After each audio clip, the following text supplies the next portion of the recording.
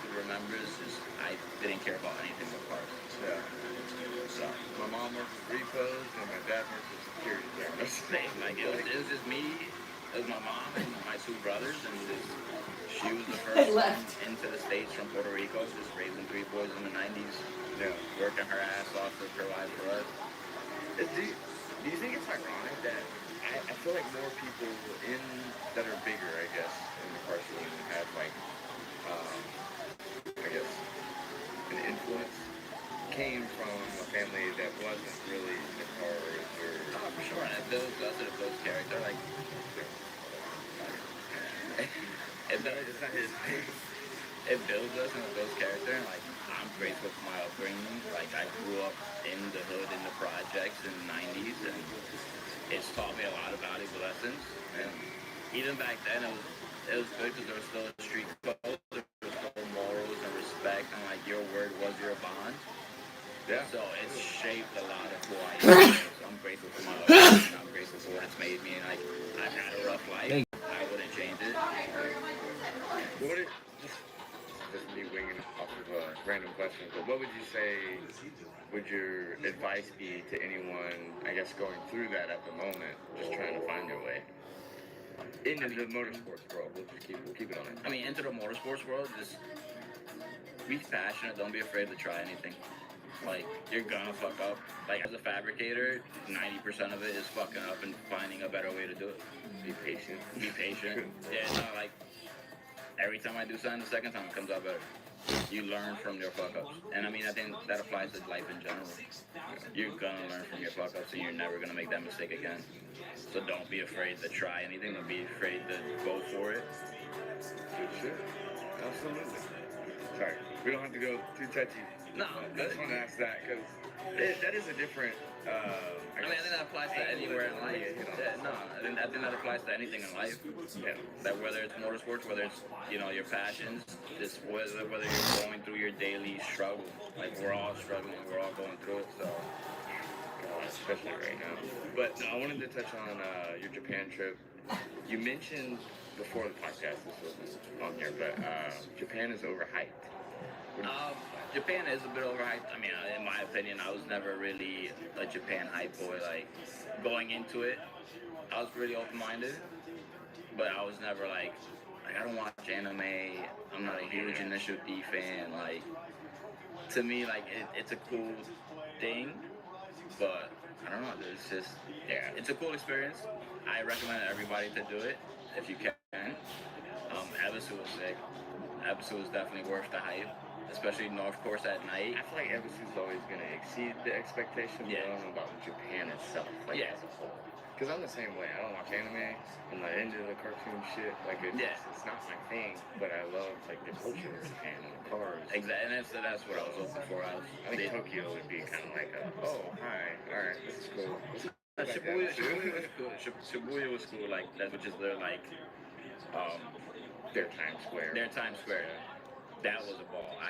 Me and Sammy got drunk and had a blast there, so that's pretty awesome. Yeah, I really need to go. I have yet to. Then I'll put it on your bucket list. Definitely do it. The country, but so actually, when would be the best time to go? Let me ask you that. Spring or fall? For the Matsuris, I assume. Yeah.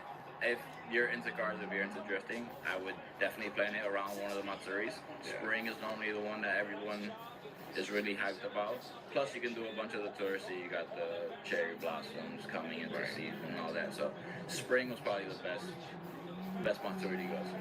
That's good. Because you went. This was summer Matsuri. Yeah. You were.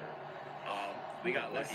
No, we got lucky. The weather. There was a typhoon coming in, so it kind of cooled the weather down a bit. But the last 2 days there was 100+ degrees. It was not Which fun. I got family from Arizona, so like 100+ degrees, I know what that feels like, but with their humidity, God, dude, I could not imagine. I mean, some people are like, 100+ degrees is nothing. Like, bro, I'm from the Northeast. Like, 85 is scorching to us. Like, yesterday was cool. Yeah. Okay, well, what did you actually do for Seven out there for anyone? So, if you guys want to go back and watch them, get the short version so they have to watch it. So, he got an abandoned S15, bunch of rust, front strut towers.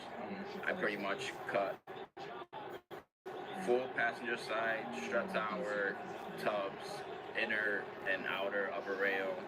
Almost the same thing on the passenger side, just replaced all the sheet metal, a bunch of sheet metal fabric. Just good old rust job. Just good old rust job. You seem to be getting a lot of those here recently, right? I mean, coming up, I You get worked. tetanus shots, right? High school, I think was the last time I got a tetanus shot. Listen, I've dealt with this enough. I don't know how frequently you're even supposed to get that. I think I've dealt with enough rust in my life that kind of Immune to just it. immune to it. Yeah. Like coming up, I worked at a restoration shop, so I did a lot of rust repair. But it's also like working at that restoration shop is like because my first trade was auto body. Okay. Like going into high school, I went to a technical high school, and just my first trade was auto body painting.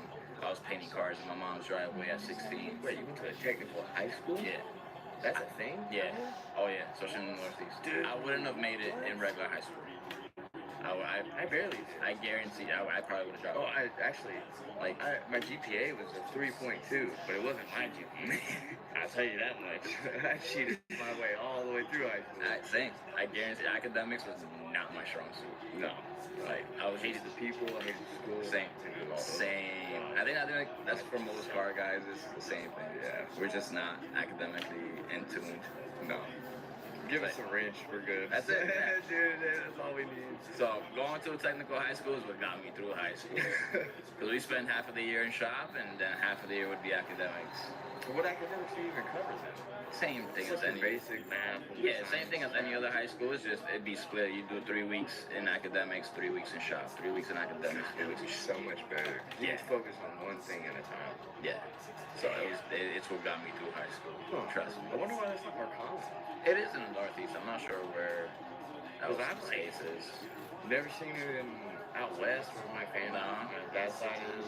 Down in Tennessee where I'm at. Hell no. Yeah, no, it's definitely a norm, especially in Connecticut. Most high schools, for the most part, now are technical high schools. You lucky bastard. Yeah. And like my top 2 choices would be between electrical or auto body, and I chose auto body. Nice. Okay.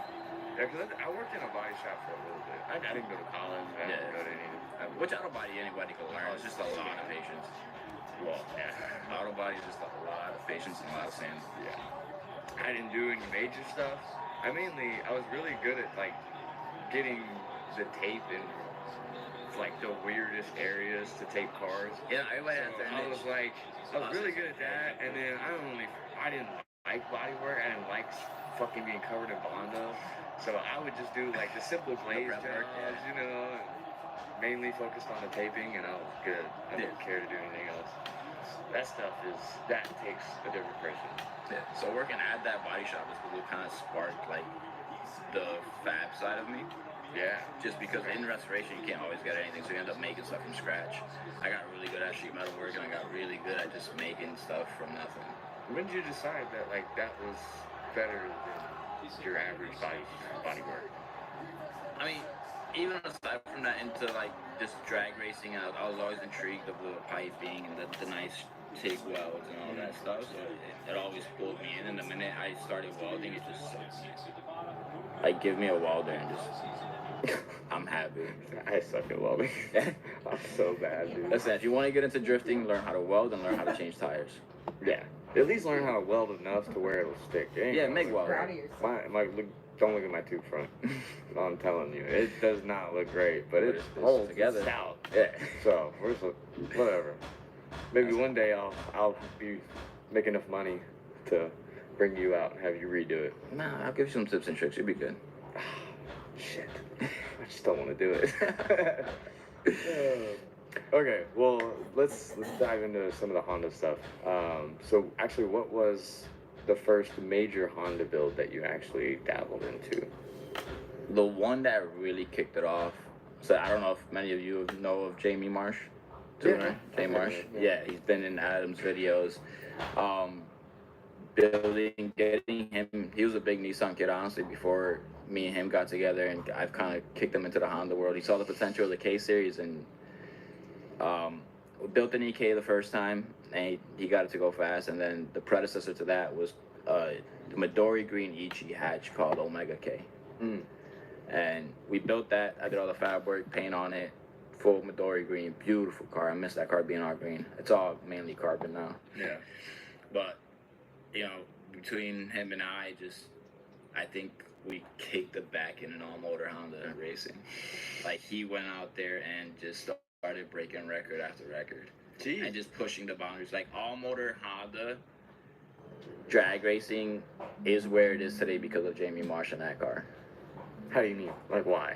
Just the progression and the kick Like how that it fast needed. it was? Yeah, just like the times that we're doing now, and like the times, because back then it was really stagnant. You had mainly 3 or 4 people kind of in it going fast, and they were kind of cheating per se, using different fuels. And Jamie really just came and just kicked the door down and just like Here's how to blew it. kick ass the right way. Yeah, and just blew it up and just pushed boundaries and just went faster and faster. Started developing heads, started developing fuel, and just like being a part of that was pretty sick and pretty cool.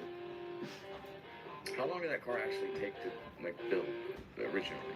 I know it's gone through stages, I'm sure, but I mean, the first time we actually put it together pretty quick. Luckily, all motor Hondas are simple. You can build it within a week or 2.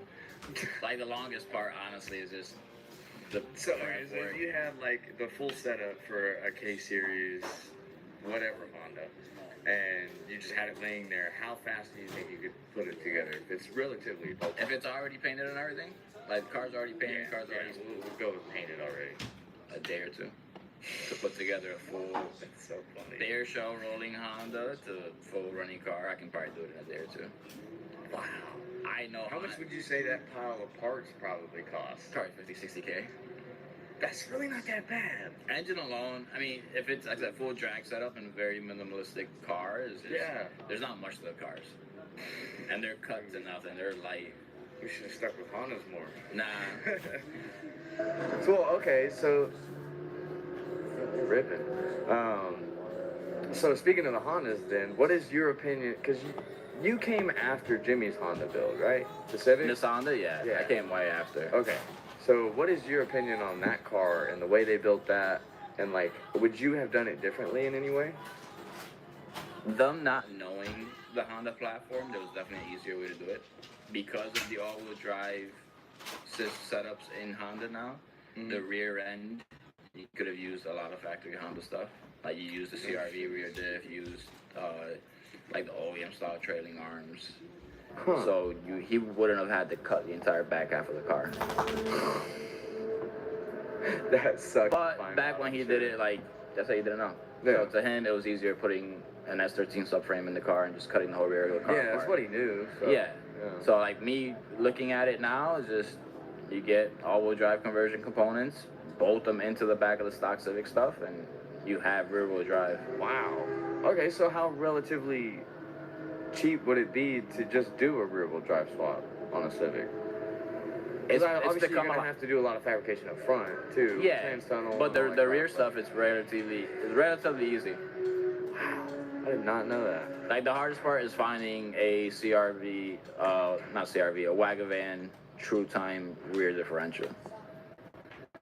Why would that be? It's become extremely hard to find them. Like all the drive Honda guys just snatched them up. Like, you used to be able to buy a full Wagavan, Civic for $500 and just the rear end and everything, all the components are there. Now you can't find them. Yeah. Just because all-wheel drive craze is gotten pretty popular. Like, I mean, you got all-wheel drive Civics now pushing the 6-second boundary in a quarter mile. Yeah. So is all-wheel drive like just the next step for those cars then? Because like, I feel like it just keeps getting capped and pushed to like, okay, well, how much farther can you push the car?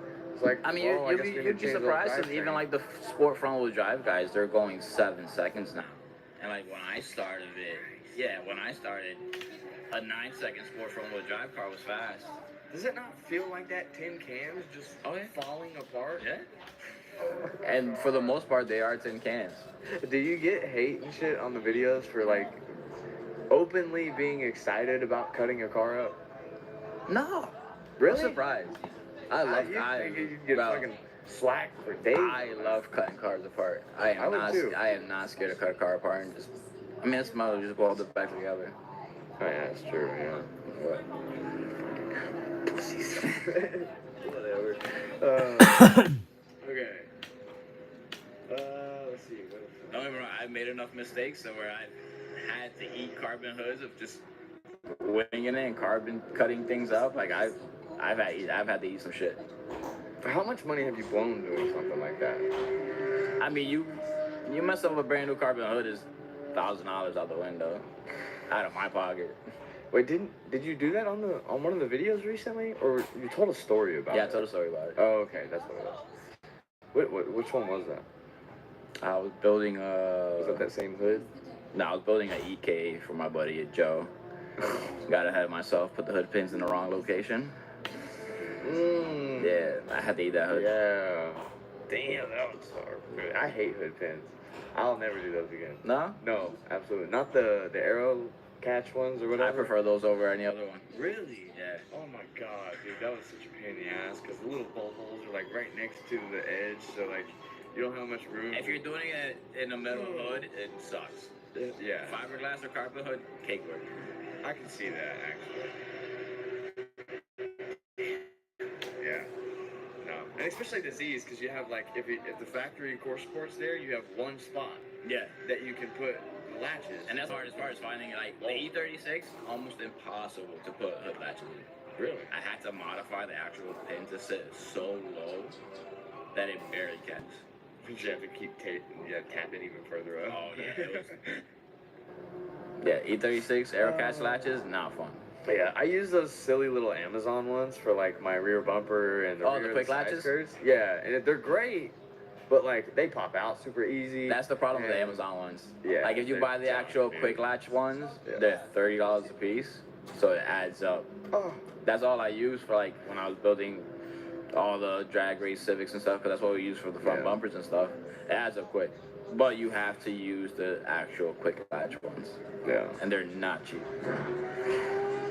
Fuck. I guess. I always hated them. I hate the look of them. It's the problem. Yeah. Because especially having a white car, you know, Also, I tried to like hide it in the livery a little bit to where you don't really notice it, but. So I just tell people, mount your arrow. Use the factory mounting locations. Everybody wants to do the quick latch stuff. Mount your arrow. There's none. I don't have any of the factory mounting locations. That's the problem. And I run KBD too, so it's a little bit like if I did mount it to factory location, it's still gonna flop a little bit because it's got such flexibility. So you still have to like brace it in certain areas, which brace your KBD kit. It looks stupid when your front bumper's doing this. That's a huge. Oh, I hate that. Oh, trust me, I know. Oh. It's so easy. Just grab some sticks of aluminum or something. That's it. And mount your arrow. Like, I'm tired of seeing bumpers get ripped off and get blown up on track. Yeah. Just because you had zip ties holding it. So, okay, well, then explain that, because a lot of the style guys, the like snobby style guys, they'll like loose mount their bumpers. Yeah, they think zip ties just so it'll fly off and stay in one piece. Yeah, they think it's easy. It's better for it to fly off than for it to get, you know. It doesn't make sense. It doesn't, because the guy behind you is gonna blow your bumper apart the minute Yeah, exactly. Or you're just gonna sling it into a tire wall or whatever wall. Okay, right. Like, you'd be surprised how much abuse fiberglass can take. It's not gonna blow apart. It'll probably crack. It'll probably, you know, a few stress cracks here and there, but it's gonna stay together. Yeah. People think it's gonna blow apart. No, it's gonna blow apart when the guy behind you rails it at 40 miles an hour. They would really be crying. They spent thousands of dollars and waited months for that kit. Just because you're too lazy to mount it. Oh yeah. Or too cheap to use zip ties. Bastards. I mean, I said it. I mean, look at Jimmy's car. Like, I hard mounted everything, and for the most part, every body panel on that car is still together. Yeah. Like, you gotta it's got some cracks. Yeah, it's got some cracks, and it's got some few things from him hitting other cars, or other cars hitting him, but every panel's still on the car. Absolutely. Stays intact. Well, speaking of like the past jobs and stuff, what is your advice for anyone working with fiberglass? Because me personally, I won't touch it. I'll do like small minor stuff, but it's not hard. Horrifying. It's itchy and it sucks, but it's not hard to work with. Use heat, it moves a lot more than you think. Like, Really? oh yeah. Just a heat gun, heat up a corner, you'd be surprised how easy it moves. And like to get it to line up, I think that's the hardest part. Like most people think, oh, it always sucks. It doesn't line up. It fits like crap. Leave it in the sun when you first get like a fresh kit. Let it kind of like just relax. Yeah. Mount it on the car and just wherever you need to move it or any mounting location, use a little bit of heat and it moves a lot easier than people think. I Yeah. didn't know that. Wow. Because I've always just pictured fiberglass. It's like, that's a solid unit. Nah. This shit ain't going. A little bit of heat nowhere. and it moves a lot. What the fuck? See, everybody's mind blown when I tell them that. And then they try and they're like, oh shit. I want to try that. Yeah, like straight up. Because I have a, one of my rear quarters is like, when I mounted it, I like mounted these bitches sloppy and fast as fuck. I didn't care. And it's like, it was kinked up a little bit, so we had to like kind of flex it a little bit, and then it had a binding point that kind of poked out, and it cracked right there as soon as it tapped something. Yeah. So I need to adjust that. I might use that technique for that. A little bit of heat and it'll move. That's crazy. I didn't know that. Wow. And that all stems from like all the Honda builds and just there's so many shitty fiberglass companies out there. Well, speaking of that, let's make some of the hot boy people mad. What's the worst kit you've ever had to deal with? Origin. That's a hot. And I know that's a hot point. Stella. Origin fits like shit. Can you get it to fix it? Yes. Look, she stopped. Look at you. But Where is it? the problem with Origin is it's 90% gel coat and like 10% fiberglass. Oh, really? Man. Does that make that more fun? Or does Man. it make it? No, it makes it more brittle. Man. So you end up having corners chip off, like you'll see the gel coat just literally break right off, especially around the side skirts and stuff. Like Origin is not that great, and I understand there's a whole cult following to Origin, and like Jimmy doesn't want to run anything but Origin. Not for me. Not for me. So what do you say when he's like, I'm about to order this Origin kit for this car? For drift cars, it's great. Don't get me wrong. For drift cars, it works, Yeah. but it doesn't fit great. Oh, I think it was Stay you away with from his it. Not stuff. great quality. You must have something over here. Like TJ stuff, the Street Hunter stuff. Me? phenomenal. I think that's how you're It looks like it. Like the quality of the fiberglass, probably the best quality He is fiberglass I've like seen. that's the choice guy to be for him. doing that. Yes. He's so meticulous with his kit. He grew up being the bags and wide body guy. Exactly. So like, that's. And we did the Street Hunter FRS recently, and the kit fit great. Is that? Would you say that's probably the best fiberglass kit you've had to deal with? Oh, for sure. Really? Yeah. As far as like, Maybe. don't get me wrong, all fiberglass sucks. All fiberglass needs some work, some trimming, some fitting. Right. It's not perfect by any means, but so far to this day, that's probably been the easiest and nicest kit we fit. Yeah. I hate the backlash that body kit companies get for their fitment because like it's coming out of a mold. It's Coming been out of a mold. used a million. That's that's times. somebody probably handmade. Like it's gotten easier today, especially with like 3D printing and 3D scanning. Like a lot of the molds have gotten a lot better, Yeah. and the technology behind wide body kits has gotten a lot better. But especially the older stuff, like bro, somebody handmade that mold. Like, Especially if you're ordering it from Japan, dude. it's I've like- had fenders that were 5 mil wider on one side than the other side. No way. Yeah, just because it was handmade molds, just old body kits. Ooh, that's a lot. Who was that? Uh, You ain't gotta say it. old Honda company, I can't remember. Oh, that's fair. Well, what is your opinion on the KBD stuff then? Since it's I'm not too familiar with it. okay. So, Like I've seen a little bit of it. I've seen like the flexibility and stuff on it. I'm not too familiar with it. I haven't touched it or worked with it, so I can't say. yeah, just no opinion. No, that's fair. All right. Well, we ain't gotta touch on that. I love it just because of the durability of it.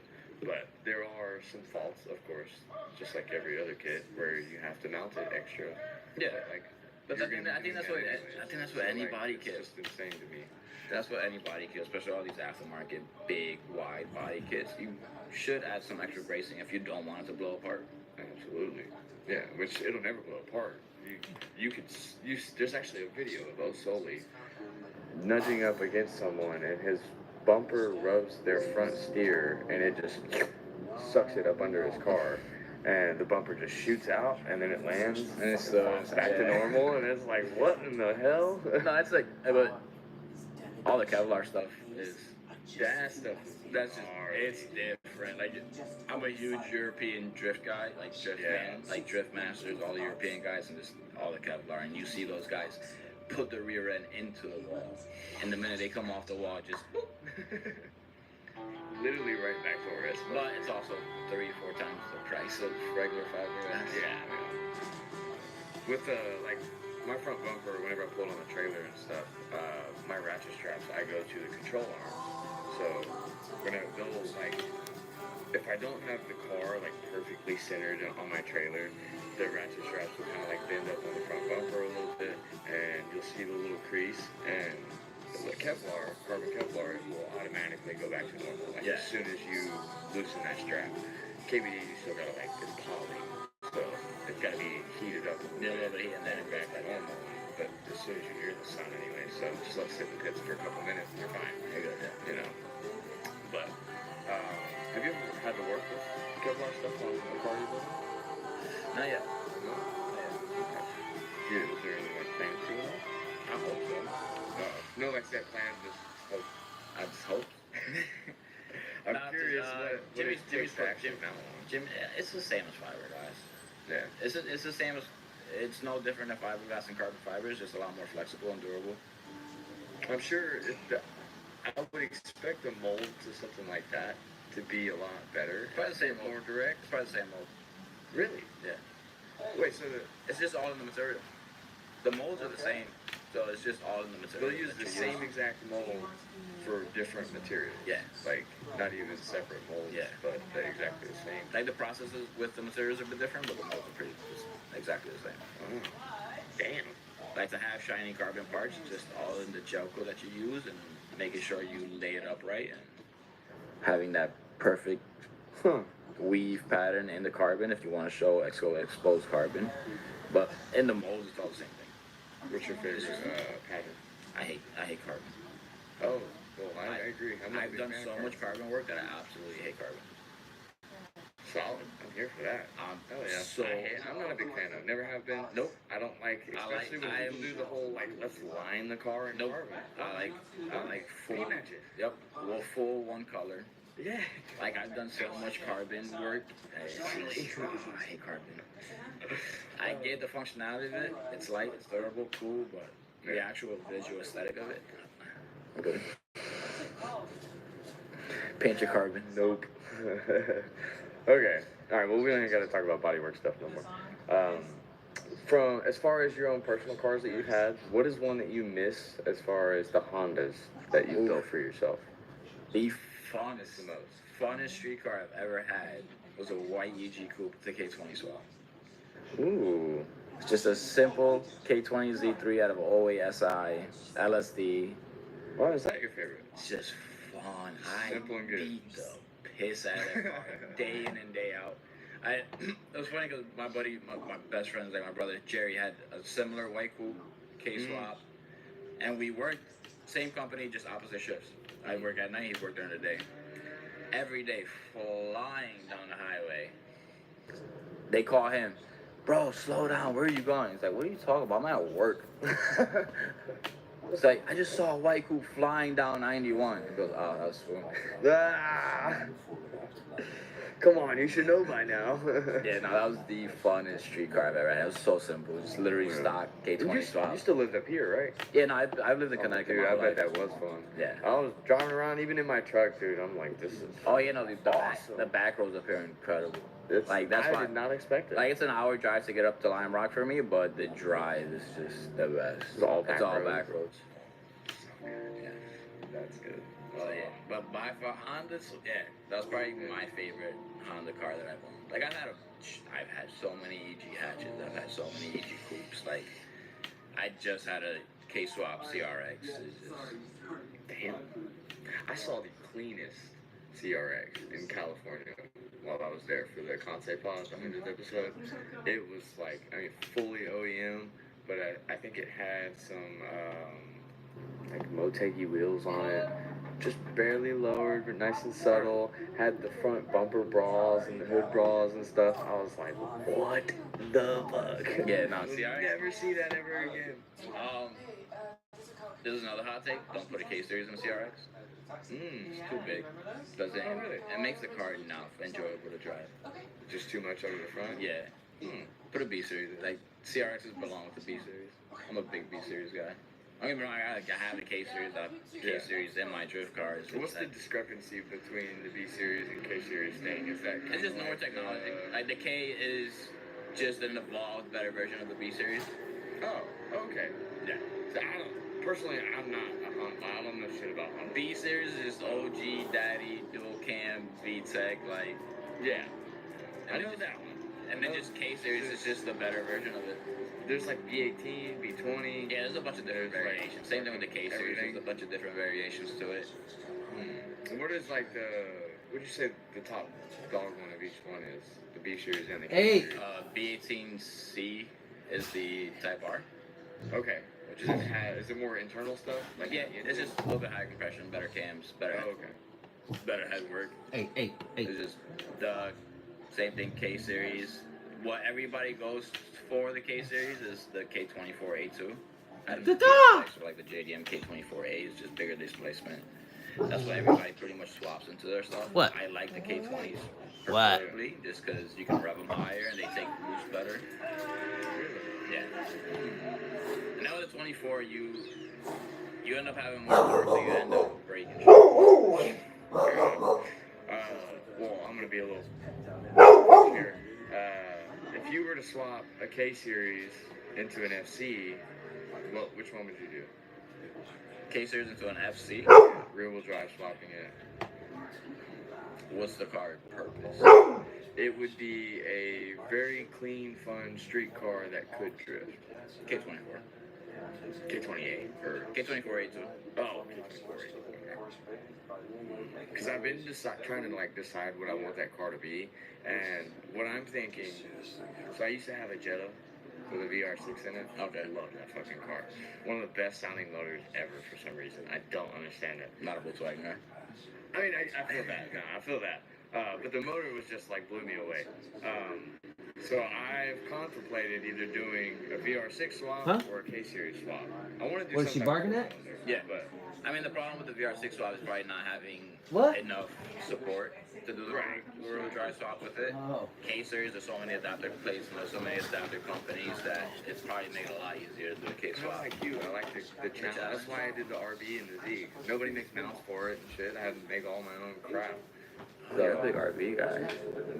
Well, now I am. Now you are. Now I am. I was a big Jay-Z guy. 1J has always been my favorite motor, and probably always will be. Probably the best drift motor there is. Oh, yeah. 1J is just neat. I've never seen that engine take as much of a beating as a 1J. That and just the sound alone Yeah. of one is incredible to me. So I've grown to like RBs more this past year. I was never a huge RB fan.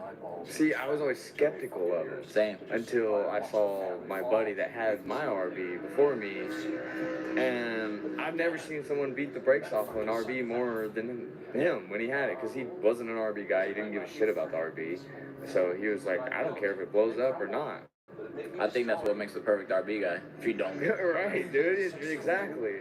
And it had never been open, so it had all the JDM Yeah, juju in it, so yeah, it was like, keep it all in there, just take it out, and put it in there. So that's what I did. how has it been in the Z? Not bad. You can definitely feel the difference. Yeah. In it. Is it nose heavy at all, or?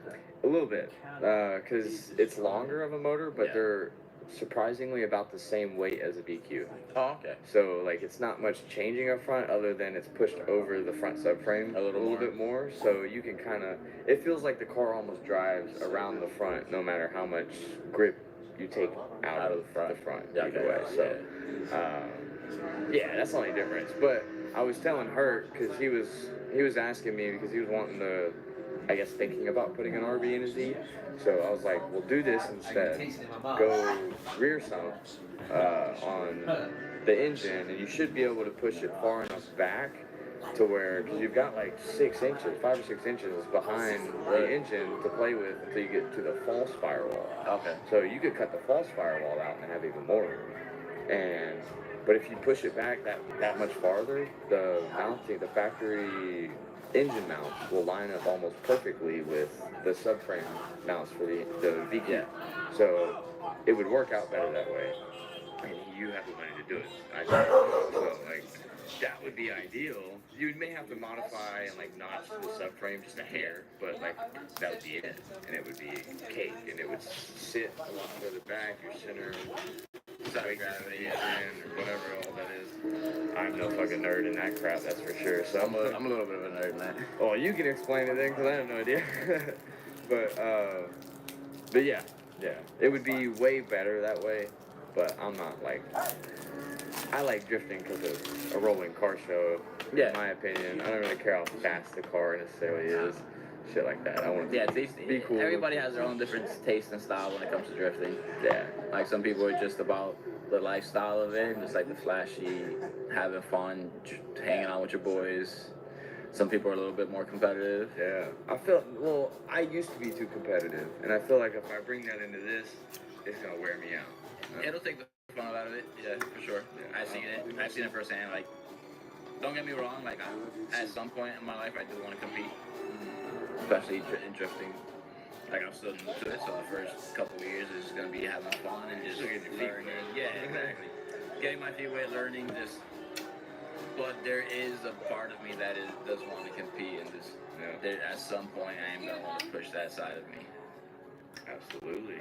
I'm stoked to see. That's actually one of the questions, but before we jump into that, because I have a few more questions with that, let's get a little bit more context. So, like, whenever leaving the whole Honda stuff and kind of coming aboard with Jimmy, because Jimmy is where the drifting started. Yeah, that's where it came in for me. That's like my first drift experience was him giving me a ride in the Blackpool. Exactly. And you did great, by the way. That was very surprising how well you did. Oh, me driving? First day, yeah. Yeah. That's insane how well you did. But no, first, like, how did the idea of you even coming aboard with Jimmy come about? Like, what was... I mean, me and Jimmy just met up just through mutual friends. Like, where we are in Wallingford, we call it North Industrial Raceway. Okay. Just because there's a shit ton of car guys and just a bunch of different shops and just a bunch of different people all in that one area. So having a bunch of mutual friends, Jimmy always needing work or needing somebody to do something for him. Like our buddy Justin was like, hey, hit up Spoon, he'll take care of you. Like you and him will get along perfect. Like yeah, because he got some exhausts and stuff done for him. Yeah, that was like the first things that I did for him was like the Chaser exhaust, and then it was like the exhaust on Samba. Right. Like doing the full, okay, yeah, he yeah. put the built motor in it. But you brought that thing over there and you were like, you fucking idiot. It was like, the exhaust you have isn't gonna work. Like, let me just make you a full new downpipe and just full exhaust. Like, and he was skeptical, he trusted me, knocked that out of the park, he was fucking happy. And it was like, we toyed around with the idea, like, oh yeah, you should just come work with me and do this YouTube stuff and just come build cars with me. And it was like, and we joked around with it for a while, for about a year. We just joked back and forth. Like, yeah, I'm gonna leave. It's like, yeah, sure, I'll come up. And then it got to a point where he was burnt out, just doing everything himself. And I was over the Honda scene. I was over drag racing. And it's like, I was tired of the monotonous and just same thing over and over. And I was like, you know what? Let's do it.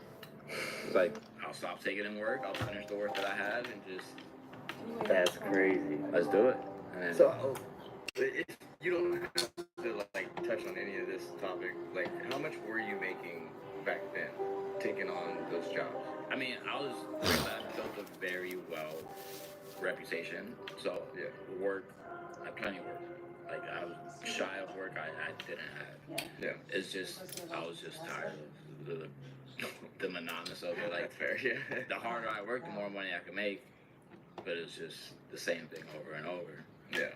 So it wasn't the money thing, it was just me being bored, me wanting a new challenge in life and just trying to switch it up.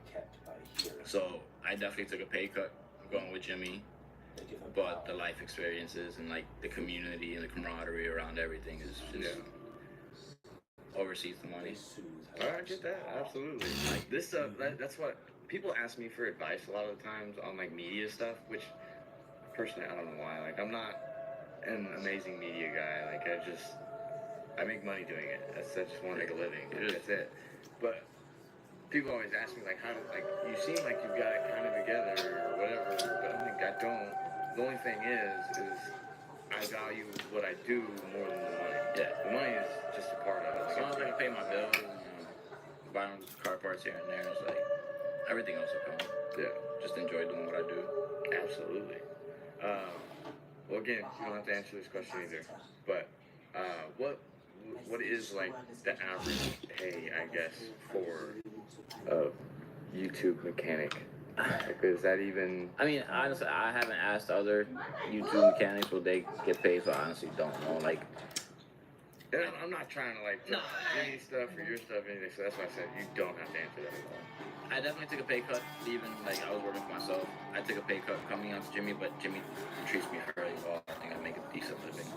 Like, don't get me wrong, it's still a 9 to 5. I still get a paycheck at the end of the day. Like, I got no. Yeah, that's what I'm trying to. I have no skin in the game when it comes to the channel. Like, I don't get any revenue from channel or merch or any of that. Like, Right. I get a paycheck at the end of the day just like anybody else. So, he treats me good. I get paid fairly okay. Yeah. Like, obviously, and like, we all make money.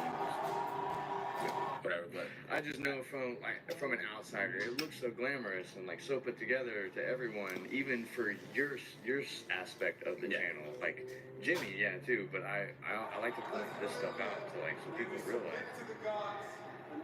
I'm not. they're not rich. Like, Yeah, none of us are fucking rich, not at bro. all. Like we barely make it by. Especially in today's economy, don't get me wrong. Like, especially with today's economy, it's been a struggle. Yeah. Like, I can't go buy a GTR right now. I can't go buy a I nice fucking fancy- wish. Yeah, no. But I can pay the bills at the end of the day. Got a little bit of money to build my drift car. Definitely, sponsors have jumped on and helped. So it's helped a lot. Yeah. But That's good. so when it comes to pay, it's no different. It's What sponsors have jumped on? TF Works, huge I know support from FDF TF helped you out a Works. little bit. FDF helped out. BC, Haltech took care of me. Haltech blessed me so much. That's good. So Yeah. Deech Works, BC, TF Works, FDF, probably been the biggest ones. Hell yeah. Just with like parts and stuff, mainly for Yeah, the car. parts and just help and support, which is insane. Like, building the car, like, I never expected Yeah. to go this crazy. How did those happen? Was it just like they were like, dude, can I just like help you? That's Jimmy. Jimmy helping me out and just Oh, seeing the shit. passion that I have for the build and just, him talk to his sponsors like, hey, there's a good opportunity. Somebody learning how to drift, like, they wanted to support and come on board. Yeah. Help me on my journey. That's it, dude. That's epic. It's cool to see because you are so new to it, but you come from a motorsports background, so like Yeah. you know the industry-ish and how it like kind of works. But no, that's up for you. That's pretty incredible. Yeah, like, when it came to building the drift car, like, you were talking to me earlier, like, why the A6? Like, why that platform? Like, I'm not an S chassis guy. Yeah. Like, I'm just not an S chassis guy. I'm not a Z guy. Like, the A6 was the only thing that I was, like, aesthetically drawn towards. Really? Yeah. I hate the way they look. Really? If they just roll off the lot, it's one of the most hideous cars ever. Dude, I hate it, dude. It's so bad. I don't know what it is. The front end looks good, but it's when you get to the rear, the body just like She got no butt. disappears. She got no butt. Exactly. It's just like there's nothing there. So it's very odd looking. I don't know. I'm trying to be opposite. Like, I hate these. Oh, I hate them too. Don't get me wrong. It's just a computer mouse. Like they look hideous, but they were. I'm not a $600 car. you Yeah. know? I'm not an S chassis guy either. Like, don't get me wrong. I like S chassis. They're just overhyped. Absolutely. Yeah, I've never owned Nah. one. Don't really care to. Not paying Did the they have amount ones of where I money can own? people are asking for. Yeah. No. Yeah. Jimmy's coupe with Sylvia from the bricks. Yeah. That is my ideal PS13. Yeah. If I ever bought an S chassis. No, for But- sure. Good. That's definitely, to this day, that's probably still one of my favorite cars, especially when I resurrected it from the dead. Like, after the big first hit that I tubed the front end, like, I have pictures of when I went OD on that car. Especially I made the Origin stuff look phenomenal. Origin, you still owe me a bag for that. Like that car looked way too good, and I went way too ham. And look at it now. I learned my lesson. Yeah. I'll never go that hard again on a drift car. There's no need to slap that thing together and call it a day. Okay, well, tell me about that first track day where you actually got to go out and drift a little bit. You drove the E30 mainly. Yeah, it was mainly the E30. The Z I drove a little bit. It's too twitchy for me, especially with the FDS stuff on it. Like, it's too much for a Z, I mean, just because it's so underpowered. It's too much angle. Oh, well, Yeah. what kit did you have? F-flip. Oh, you just said that. It's got a full FDF kit on it. And for a Z, you don't, like, I drove my buddy Gary's. Way too much angle. Yeah, I edit so it doesn't have the power to close stuff out of it. Yeah. So it ends up being really twitchy. Even with the FDF on it, that's crazy. You would have hated it with the GK Tech stuff, the Super Lock kit. Yeah, really. It is extremely twitchy. So I drove, when I went to Ireland, I drove my buddy Gary's Z, and it's literally got this small angle kit adapter on it, nothing crazy. Yeah, it's a little bit of extra lock, and that car was fun to drive. Yeah. With the little tiny kit, it doesn't change much. Yeah, no, it's just enough lock to get you I around don't the know corner. what it is about the Super Lock kit, but you can get really good fitment with it. Yeah. Whenever you got factory fenders and stuff, which I like that part. But no, it's like you don't. I never drove with the steering wheel like hardly at all. Like I don't have to flick. I don't have to do anything when I had that kit. You just let off the gas and let off the wheel. It rotates. You just catch it. That's it. Yeah. And you just kind of sit there and hover it whenever you drive, and you're just feathering the gas.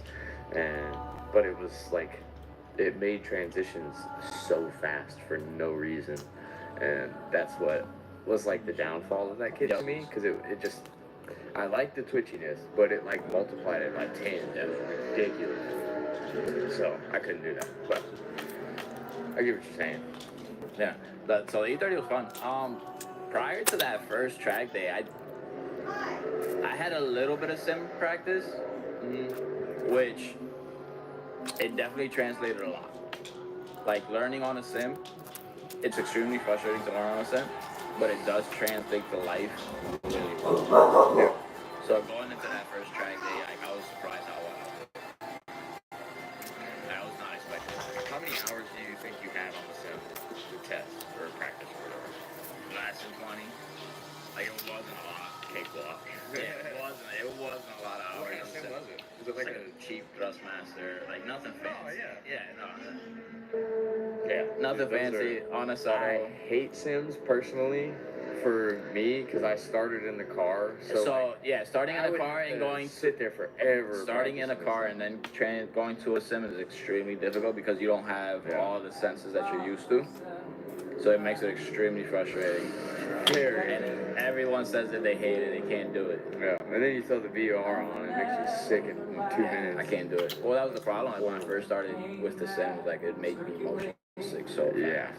So I ended up just doing a bunch of grip racing on the sim and driving F1 cars on the sim, and then I slowly tried to drift with it. Yeah, my buddies, I'll like, if they're on it, I'll have to like go jump on it for like a couple minutes, get up, go walk around for a second, Catch your breath, get some take drink. some deep breaths so I don't puke all over myself. Yeah, no, it took me a while Go to try get it again.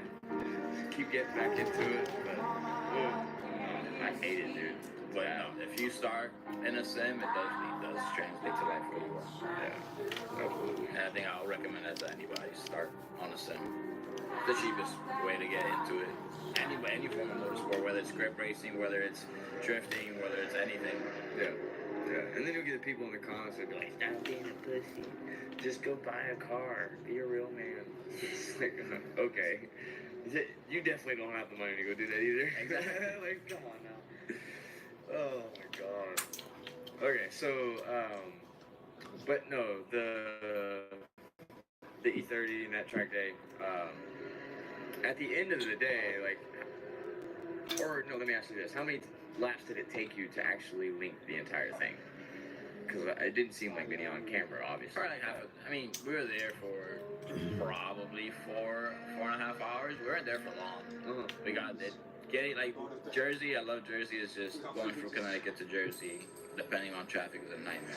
Yeah. Like I absolutely love E-Town. I love Chris Snap, East Coast Drift School, the best. It's just getting there from Connecticut. It's the absolute worst.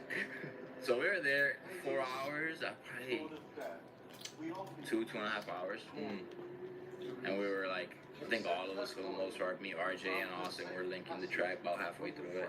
It's so sick, dude. What was like? Was there anything that really held you up at all when you first got in the real car? Understanding the timing, like timing with the transitions and like when to go on throttle, counter steering. Like the minute I understood that, I was good. Yeah. Yeah. Counter steering was a hard one to understand Yeah. for me, because especially when you start pushing the limits a little bit, you really have to counter steer to get your car to like flow Exactly. and stuff. So I think that was the hardest part. Like that's what. Once I got that, that's when everything clicked. yeah. That's, dude, I swear that's everyone's biggest downfall in the beginning, because you'll see them whenever they first start. They'll go just like creep up to the first turn, and then they'll barely clutch kick it, and then just loops around, because there's no momentum at all that you can use to counter steer to get you to float and then settle the car in I drift. mean, I still struggle with that too. It's just like committing on entry is probably the hardest thing for me still. Like trusting the car is gonna work. Oh yeah, that too. Like how fast to go on entry, and like that's still also all stuff that I have to work on. Yeah. Damn. Okay, well, with what you picked it up pretty quick, so like with what little you already have learned from drifting, what are you using to implement into the car to make the car setup amazing for when it's done? Like, is there anything you're... So what most people think is like, I went to that drift day and then, I want to buy a car. But me buying the car was already... I assume there was already like something... It was already set up for me to pick up that car like weeks prior to Why going to else that would test you be day. there that day? Yeah, people think like, we went to that test day and then I'm gonna go buy a car tomorrow. Like, it was already in the works for me to buy the car. Like, I was already wanting to get into it. It's just, For me, no. I went to the track day, and then the next weekend I bought it. I was like, yeah, I gotta do this. like, it was already like I already had the itch to build a car prior to that. And then like everyone asked me, was like, oh, why build a car when I buy a car? I was like, bro, I'm struggling just like everybody else. I just know I can build a car from nothing. Yeah. Like if I had the option to go buy a car, Damn. Buy a car in your scenario. yeah, if I had the option to go buy a car and set it up and just go drive right away,